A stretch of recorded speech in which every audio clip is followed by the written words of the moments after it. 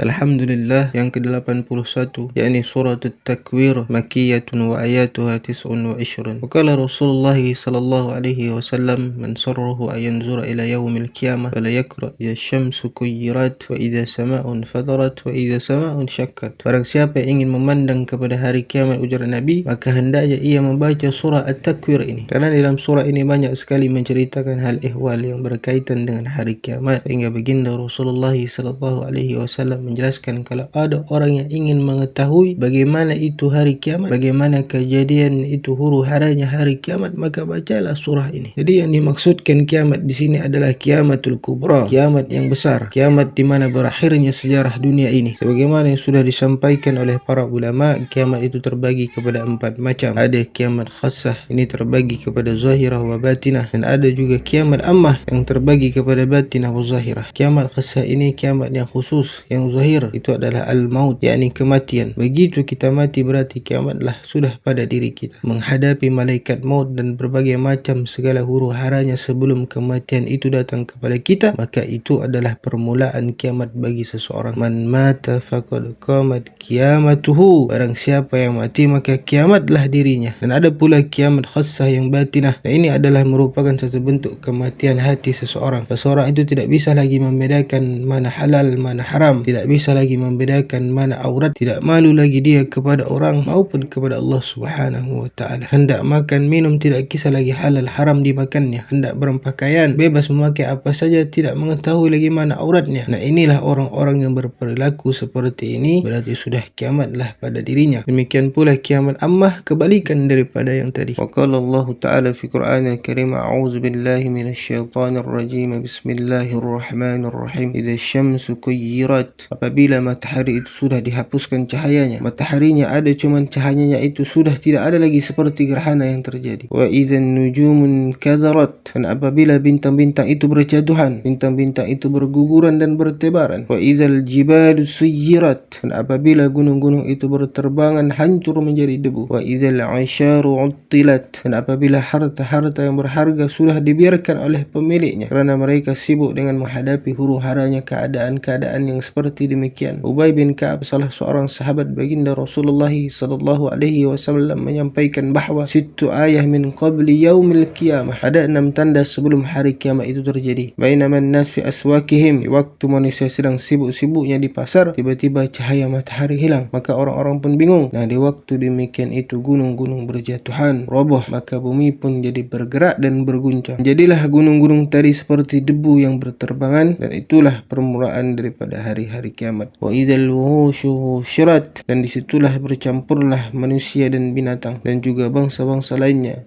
Untuk apa binatang itu dihidupkan kembali kemudian dihalau dan dikumpulkan? Tujuannya adalah binatang-binatang itu dihalau untuk diambil balas atau dikisas. Binatang-binatang yang pernah mendanduk binatang yang lain yang tidak punya tanduk, maka mereka akan dikumpulkan oleh Allah Subhanahu wa taala dan dibalas atas perbuatannya masing-masing. Dan sesudah semuanya selesai, maka Allah Subhanahu wa taala berkata, matilah kamu, fatamut, maka matilah semua binatang itu dan menjadi tanah. Jadi binatang-binatang itu mereka dihidupkan kembali pada hari kiamat untuk diambil pembalasan atas perbuatan mereka. Sama halnya juga kita ini manusia akan yang demikian. Baginda Rasulullah sallallahu alaihi wasallam menyampaikan bahawa man kana indahum mazlimatun li akhi min ardin li syai' falyatahallalhu al-yawm min qabla an la yakuna dinarhum wa dirham. Baginda Rasulullah menyampaikan barang siapa di sisinya ada kezaliman, pernah menganiaya seseorang, baik yang dizalimi itu pribadi orang atau yang lain sebagainya, maka hendaklah dirinya itu meminta maaf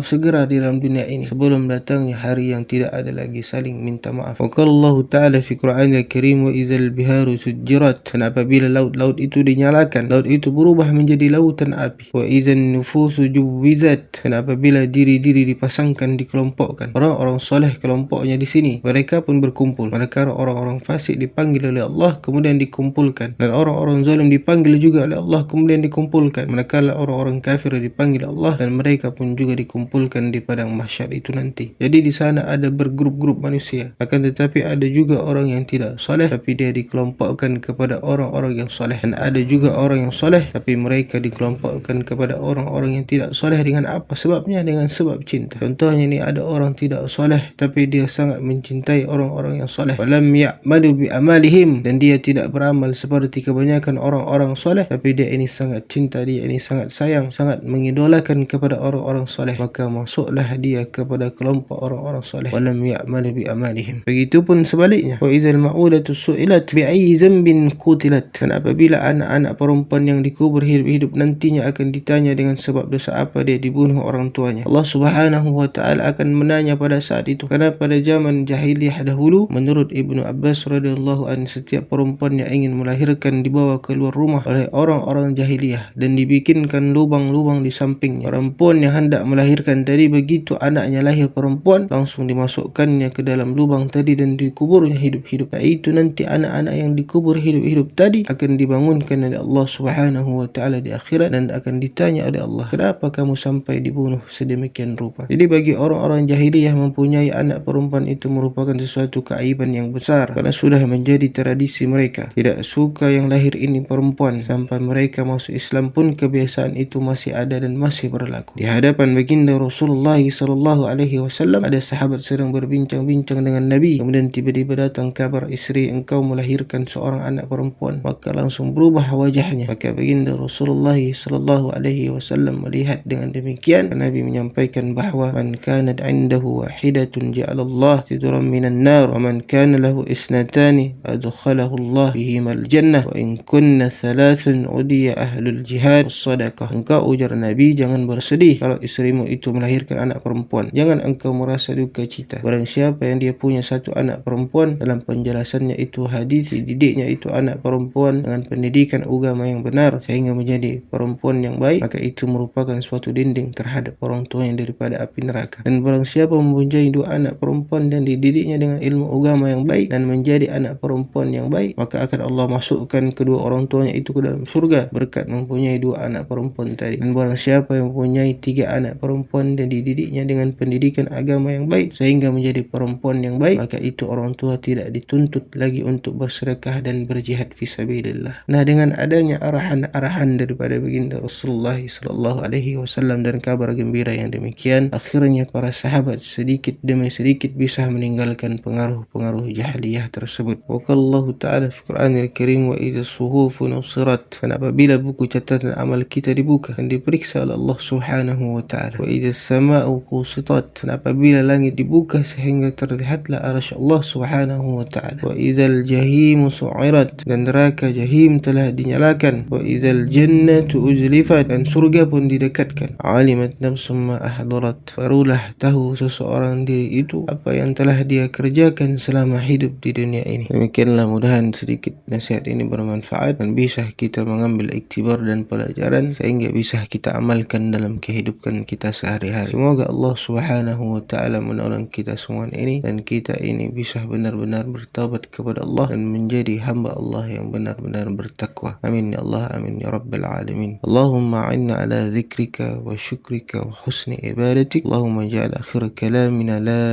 ilaha illallah Muhammadur Rasulullah sallallahu alaihi wasallam, wal afu minkum wal hadis siratullah wa siratul mustaqim. Assalamualaikum warahmatullahi